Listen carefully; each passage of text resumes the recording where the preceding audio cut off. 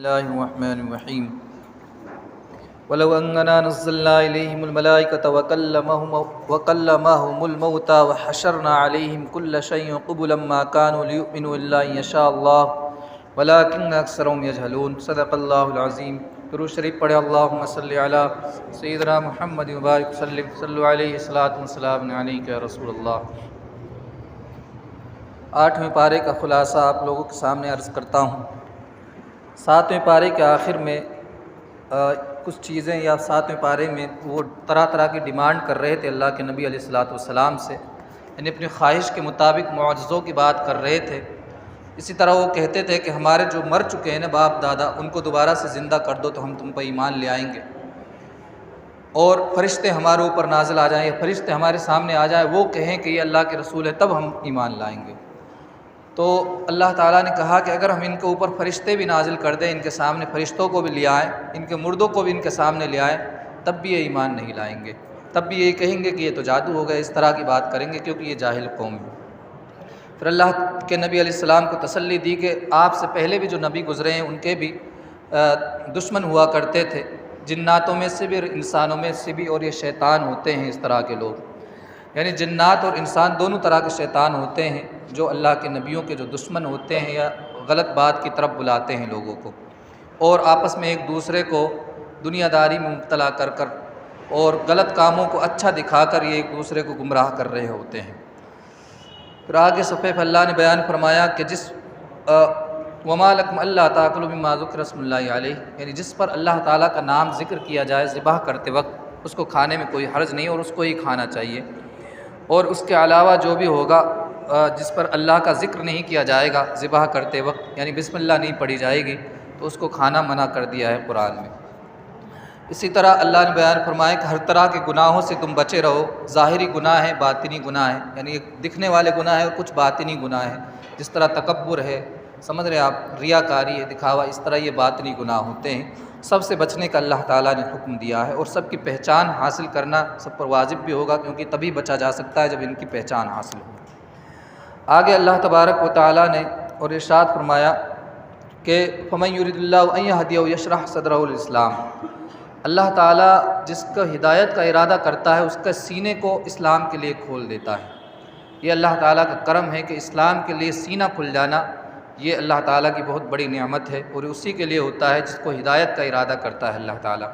اور جس کو ہدایت کا ارادہ نہیں کرتا ہے یعنی اس کے اعمال کی وجہ سے تو اس کا سینہ تنگ ہوتا ہے اور وہ ہدایت حاصل نہیں کر پاتا ہے۔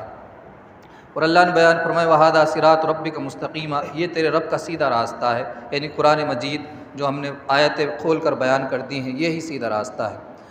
پھر آگے اللہ نے ان سے فرمایا قیامت کے دن کہے گا کہ اے یا معاشر الجن والانس، اے انسان اور جنات کے گروہ، کیا تمہارے پاس اللہ کے رسول نہیں آئے تھے جو تمہیں میری آیتوں کے بارے میں بتلاتے؟ تو وہ سب کہیں گے کہ ہاں یقینی طور پر آئے تھے، اور وہ جان جائیں گے کہ وہ لوگ کفر کرنے والے تو دنیا میں۔ پھر آگے اللہ تعالیٰ نے جو کفار و مشرکین طرح طرح کے انہوں نے رواج بنا رکھے تھے، شرکیہ رواج بنا رکھے تھے، ان کو بیان فرمایا، یعنی اپنے من سے وہ چیزوں کو حرام کر لیا کرتے تھے۔ جیسے ایک رواج ان کا یہ تھا کہ ان کے جو اللہ تعالیٰ کھیتیوں میں کھیتی کرتا ہے، کھیتیوں میں کوئی اناج وغیرہ اگاتا ہے، کچھ حصہ وہ بتوں کے لیے کر دیتے تھے اور کچھ حصہ اللہ کے لیے کرتے تھے، اور کبھی کبھی ایسا ہوتا کہ اللہ تعالیٰ کے حصے میں سے اور بتوں کے حصے کے لیے کر دیتے تھے، اور کہتے تھے کہ جو بتوں کا حصہ ہے وہ اللہ کے لیے نہیں ہو سکتا لیکن اللہ کا حصہ بتوں کے لیے ہوتا ہے۔ یہ اپنی من خیالاتی باتیں وہ کیا کرتے تھے۔ اسی طرح بتوں کے لیے اپنی اولاد تک کو قتل کر دیا کرتے تھے، ان کو لیے نظر کر دیا کرتے تھے بتوں کے لیے، جیسا کہ یہاں ہندوستان میں بھی اس طرح کا رواج پہلے پایا جاتا تھا۔ پھر اسی طرح وقالوا هذه انعام وحرث، کچھ اس طرح کے رواج تھے ان کے کہ کوئی جانور یعنی بتوں کے لیے جس کو چھوڑ دیتے تھے تو ان کو کہتے تھے کہ اس پر کوئی سوار نہیں ہو سکتا ہے، یا کوئی کچھ جانور ایسے ہوتے تھے جس کے کہتے تھے کہ اس کو صرف مرد کھا سکتے ہیں عورتیں نہیں کھا سکتی ہیں، یعنی اس طرح کے انہوں نے رواج بنا لیے تھے۔ تو کہنے کا مطلب یہ ہے کہ کوئی بھی چیز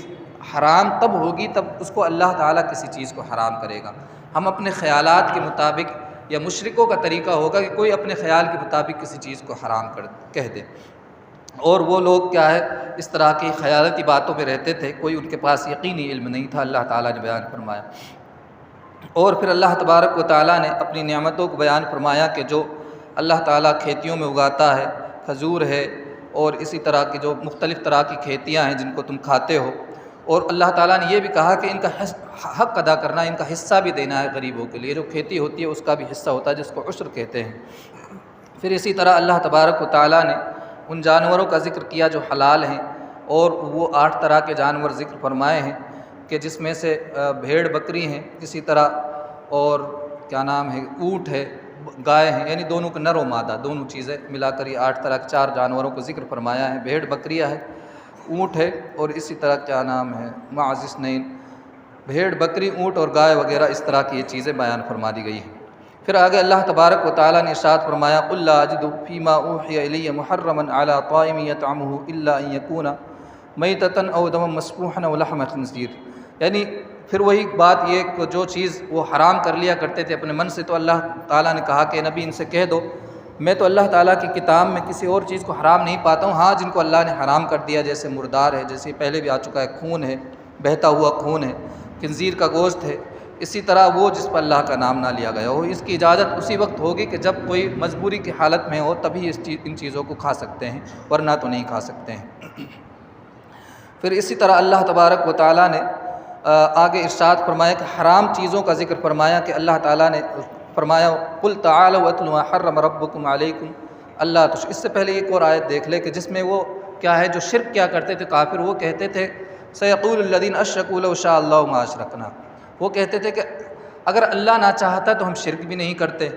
اور نہ ہمارے باپ دادا شرک کرتے، نہ ہم کسی حرام میں مبتلا ہوتے، کسی چیز کو حرام کرتے، یعنی خود غلطی کرتے تھے اور کہتے تھے کہ اللہ نے چاہا اس لیے ہمیں یہ غلطی کر دی ہے یا اس لیے ہم نے یہ شرک کیا ہے۔ تو دیکھیے اللہ تعالیٰ کی چاہت اور رضا، اس کو پہلے بھی میں نے بیان کیا تھا کہ اللہ تعالیٰ کی چاہت الگ ہے، مشیت الگ ہوتی ہے، ارادہ الگ ہوتا ہے، رضا الگ ہوتی ہے۔ اگر کوئی شرک کر رہا ہے اللہ کی مشیت تو ہے اس میں، ارادہ تو ہے، لیکن اللہ تعالیٰ راضی نہیں ہے اس بات سے۔ اللہ تعالیٰ راضی اس بات سے ہوگا کہ کوئی شرک نہ کرے، ارادہ الگ ہوتا ہے اور رضا الگ ہوتی ہے۔ پھر اللہ تعالیٰ نے چند چیزوں کو، حرام چیزوں کا ذکر فرمایا، تو اللہ کے نبی سے کہا کہ میں تمہیں حرام چیزوں کو بیان کر دوں، کوئی یہ کہ اللہ تعالیٰ کے ساتھ شریک نہ کرو، اور والدین کے ساتھ احسان کرو، یعنی ان کے ساتھ بھلائی کرو اور ان کا حکم کو مانو، یہ اس کا الٹا نہ کرو۔ اسی طرح فرمایا کہ اپنی اولاد کو قتل نہ کرو، رزق کی وجہ سے کہ ہم ان کو بھی رزق دیں گے اور تم کو بھی رزق دیں گے۔ اسی طرح ہر طرح کی ظاہری و باطنی جو فواحش ہے،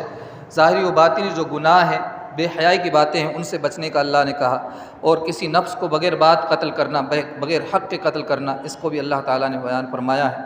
پھر اسی طرح یتیم کا مال کھانا اور میزان کو مکمل کرنا، یعنی جو ترازو ہے اس کو صحیح طرح سے تولا جائے، کوئی اس میں گھپلہ بازی نہ کی جائے، اور اللہ تعالیٰ نے کہا کہ عدل سے کام لیا جائے، چاہے تمہارا قریبی رشتہ دار ہی کیوں نہ ہو، اور وعدوں کو پورا کیا جائے، اس کے خلاف نہ کیا جائے۔ تو ان چیزوں کا اللہ نے بیان فرمایا، یہ چیزیں حرام ہوں گی کہ وعدہ خلافی ہے، کسی کا قتل کرنا ہے، عدل نہیں کرنا ہے، یہ سب چیزیں حرام ہوں گی۔ اللہ نے کہا وَأَنَّ هَذَا صِرَاطِي مُسْتَقِيمًا، اور یہی سیدھا راستہ ہے، ان حرام چیزوں سے بچنے والا سیدھے راستے پر ہوگا۔ پھر آگے اللہ تعالیٰ نے ایک بڑی اہم آیت بیان فرمائی هَلْ يَنظُرُونَ إِلَّا أَن تَأْتِيَهُمُ الْمَلَائِكَةُ أَوْ يَأْتِيَ رَبُّكَ أَوْ يَأْتِيَ بَعْضُ آيَاتِ رَبِّكَ، یہ انتظار کرتے ہیں کہ ان کے پاس فرشتے آ جائیں یا ان کا رب کا عذاب آ جائے یا کوئی نشانی آ جائے اللہ تعالیٰ کی طرف سے، اور جب وہ نشانی آئے گی، یعنی فرشتے جب آ جائیں گے عذاب لے کر یا کوئی بھی اللہ تعالیٰ کی طرف سے غیب والی چیز آ جائے گی، تو اللہ نے کہا لا ينفع نفسا ایمانها، انسان کو اس کا ایمان فائدہ نہیں دے گا۔ یعنی فرشتوں کو دیکھتے وقت، یا جیسے انسان کا جب انتقال ہوتا ہے تو فرشتے نظر آ جاتے ہیں، اس وقت اگر کوئی ایمان لاتا ہے تو اس کا ایمان قابل قبول نہیں ہوگا،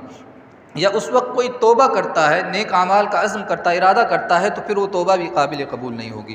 پھر اللہ نے بیان فرمایا من جاء بالحسنۃ فلہ عشر امثالھا، جو بھی تم نیکی لاؤ گے تو اللہ تعالیٰ اس کو 10 گنا بڑھا دے گا۔ یعنی اللہ کہہ رہا دیکھو اللہ تعالیٰ کا کتنا فضل ہے کہ کوئی انسان ایک نیکی کرتا ہے تو 10 گنا اس کو اللہ بڑھا دیتا ہے۔ اور فرمایا ومن جاء بالسیئۃ فلا یجزی الا مثلھا وهم لا یظلمون، اور جو کوئی برائی لائے گا، برائی کے ساتھ آئے گا، یعنی برائی کرے گا تو صرف وہی ایک ہی برائی اس کے لیے دی جائے گی، یعنی برائی 10 گنا تک نہیں بڑھائے گا اللہ تعالیٰ، یہ اللہ کا فضل ہوتا ہے، اور اللہ نے کہا وہ تمہارے ساتھ ظلم نہیں کرتا ہے۔ پھر اللہ تعالیٰ نے فرمایا قل اننی ہدانی ربی الی صراط مستقیم، تم کہہ دو کہ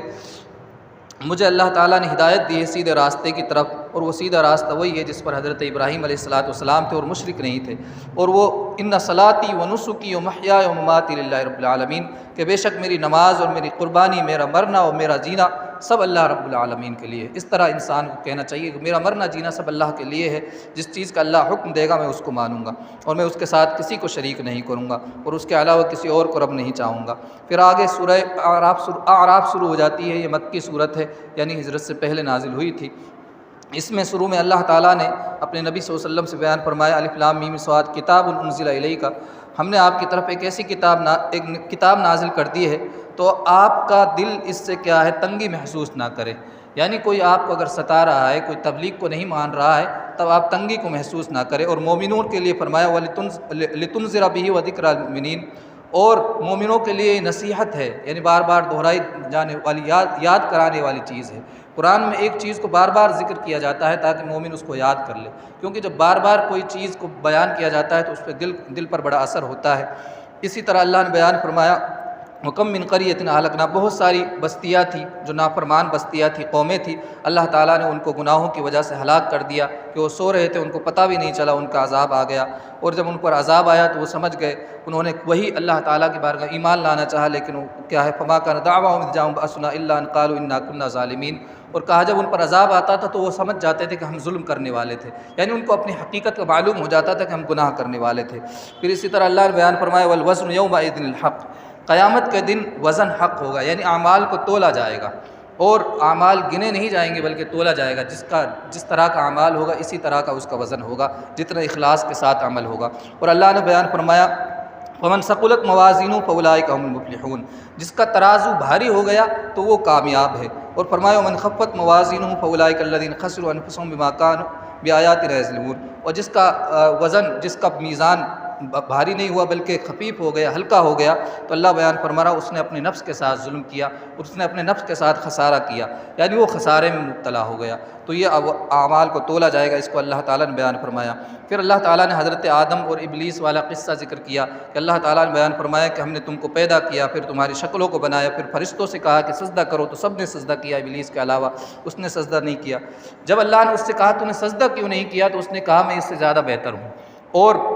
تو نے مجھے آگ سے بنایا، اس کو مٹی سے بنایا. اس کے اندر تکبر آ گیا. تو حضرات تکبر کرنا یہ ابلیس کا طریقہ ہے. سمجھ رہے آپ تکبر کیا ہوتا ہے؟ کسی کو ہلکا سمجھنا، کسی کو کیا ہے اپنے سے کمتر سمجھنا، یہ تکبر ہوتا ہے. اور حق بات کا انکار کرنا، یہ حدیث میں آیا، مسلم شریف کی حدیث ہے، اللہ کے نبی نے بیان فرمایا کسی کو حقیر سمجھنا اور حق کو جھٹلانا یہ تکبر ہوتا ہے. اب اللہ نے اس کو سجدے کا حکم دیا، ایک تو یہ حق جھٹلا دیا، دوسرا حضرت آدم کو اپنے سے حقیر سمجھ رہا تھا، جبکہ اللہ جس کو بلند کرتا ہے وہ بلند ہوتا ہے. پھر اللہ نے اس کو اپنی بارگاہ سے نکال دیا اور کہا کہ تو ذلیل ہونے والا ہے. پھر اس نے قیامت تک کے لیے مہلت مانگی کہ مجھے قیامت تک مہلت دے دے. جب لوگ اٹھائے جائیں گے تو اللہ نے کہا تمہیں مہلت دی جاتی ہے.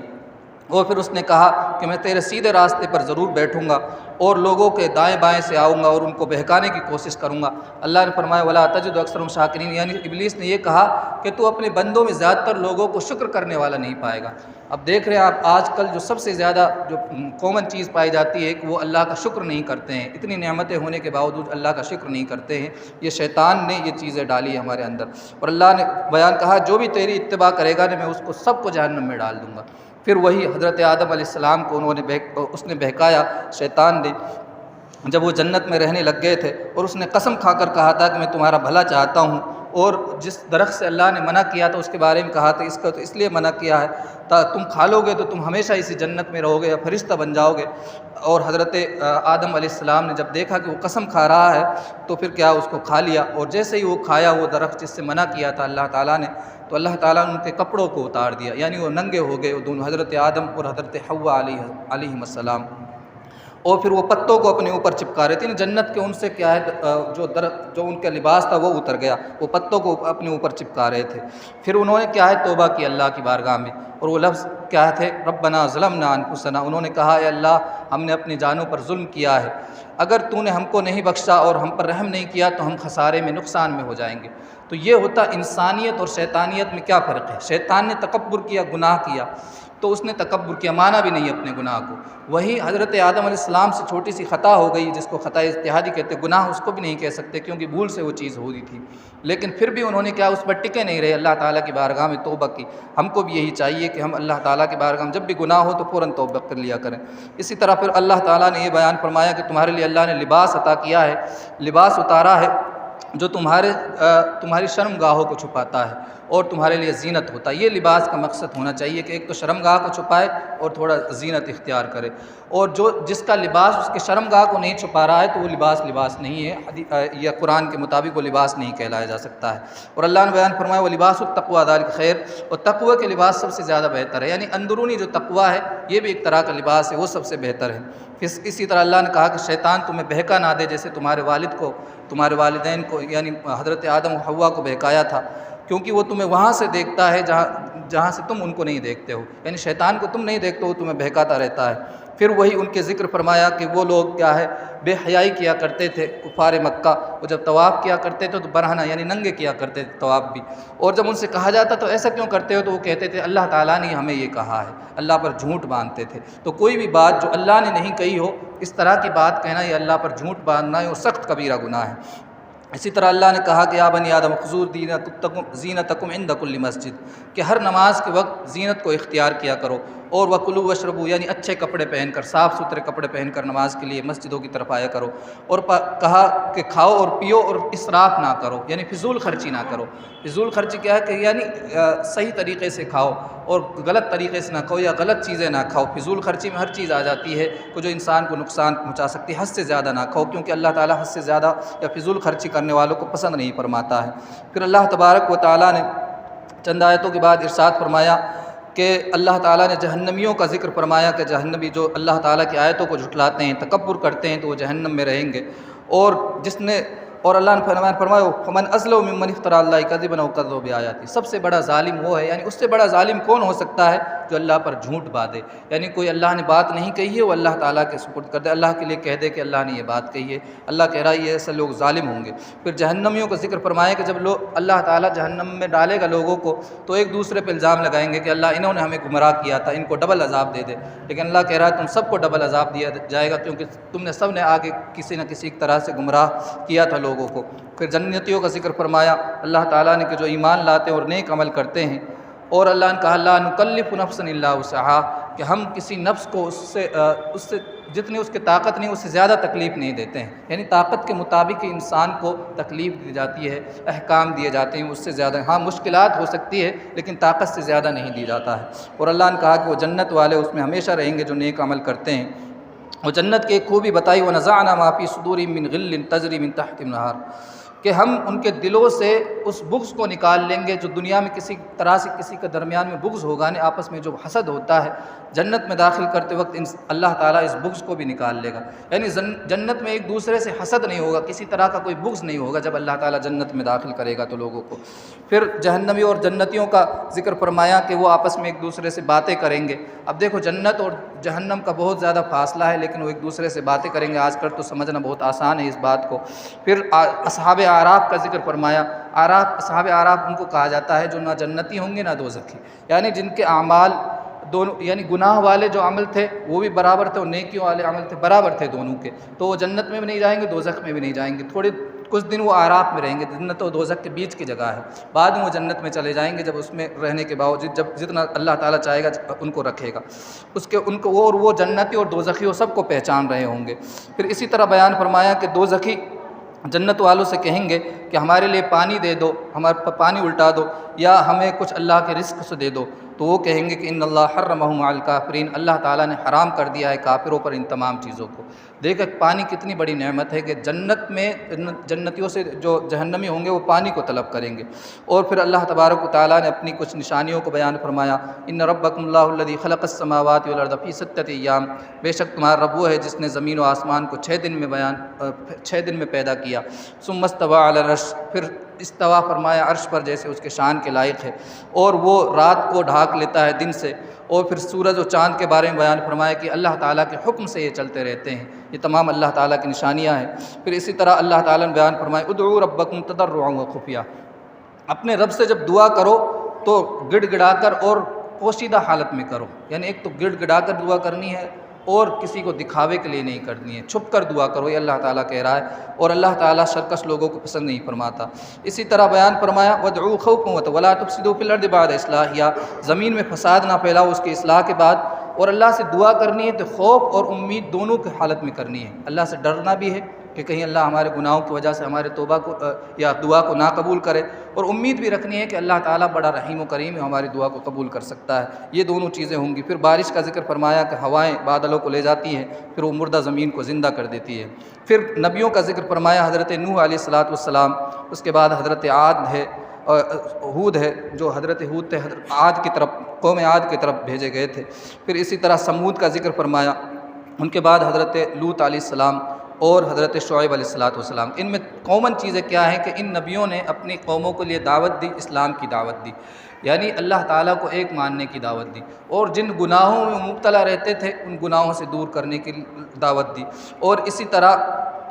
اور ان قوموں نے جب نہیں مانا اللہ تعالیٰ کے نبیوں کی، جیسے نوح ہے، حضرت لوط علیہ السلام، اللہ کے نبیوں کی جب دعوت کو نہیں مانا تو اللہ تعالیٰ نے ان کو عذاب نازل فرمایا ان پر، اور ان کا نام و نشان مٹا دیا۔ ہم اور آپ کے لیے سیکھ اس میں یہ، پہلی بات تو یہ کہ یہ جو واقعات ذکر کیے جاتے تھے اللہ کے نبی کی تسلی کے لیے ذکر کیے جاتے تھے کہ یہ آپ کی بات کو نہیں مان رہے تو نہ مانے، بہت پہلے نبیوں کی باتوں کو بھی نہیں مانا گیا تھا۔ اسی طرح ہم اور آپ کے لیے بھی تسلی ہے کہ اگر کوئی دین اسلام کا کام کرتا ہے، لوگ نہیں مان رہے ہیں، تو اس کو بھی تسلی ہونی چاہیے کہ نبیوں کا بھی کیا ہے انکار کیا گیا تھا۔ دوسری بات یہ ہے کہ ہم اور آپ کے لیے اس میں نصیحت یہ ہے کہ جیسے ان لوگوں نے نبیوں کی جب نافرمانی کی تو اللہ تعالیٰ نے ان پر عذاب نازل کر کر ان کا نام و نشان مٹا دیا۔ اگر ہم بھی اپنے نبی آخر الزمان حضرت محمد مصطفیٰ صلی اللہ علیہ وسلم کی نافرمانی کریں گے تو اللہ تعالیٰ ہمارا بھی نام و نشان مٹا دے گا اس دنیا سے، اور ہمیں کوئی پوچھنے والا نہیں ہوگا۔ اللہ تعالیٰ کی بارگاہ میں دعا ہے کہ اللہ تعالیٰ ہمیں عمل کی توفیق عطا فرمائے۔ آمین۔